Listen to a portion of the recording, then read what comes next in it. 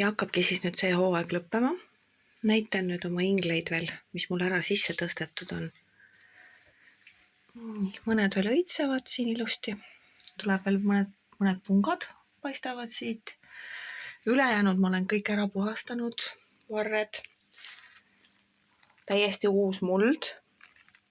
Näitan sellepärast, et need, kellel mul ei ole veel uut mulda, siis nemad on ainult siukse mullapalliga.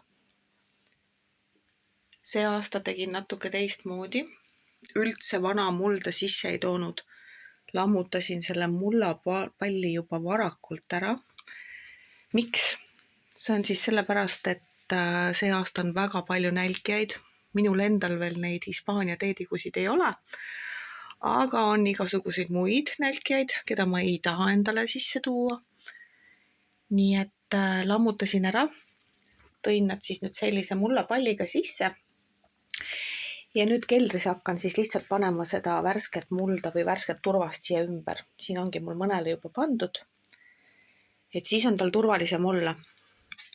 Et ei oleks mingit söömist talvel ja ma ei tooks kevadel sisse musti taimi või kahjuritega taimi. Kindlasti teen veel keldris talve poole kahjuritõrjet. Mul hetkel keegi ei lenda siin, ühtegi putukat näha pole, sest märga mulda ma sisse toonud ka ei ole taimega, kus võiksid sees olla igasugused leinasääsed, kedriklest, võikski neid nimetama siin jääda. Mingitel taimedel oli õues peal ka karilane, aga kuna ma eemaldasin ikkagi enamus lehtedest, siin on näha ka, et mõned on täitsa paljud, juba kasvavad uued lehekesed peale. Siis karilasel ei olnud mitte kuskil olla, nemad tahavad elada kuskil lehtede all. Nii et tehke oma taimed paljaks, puhastage mullast ära ja pange uus muld ja siis võite sisse tuua.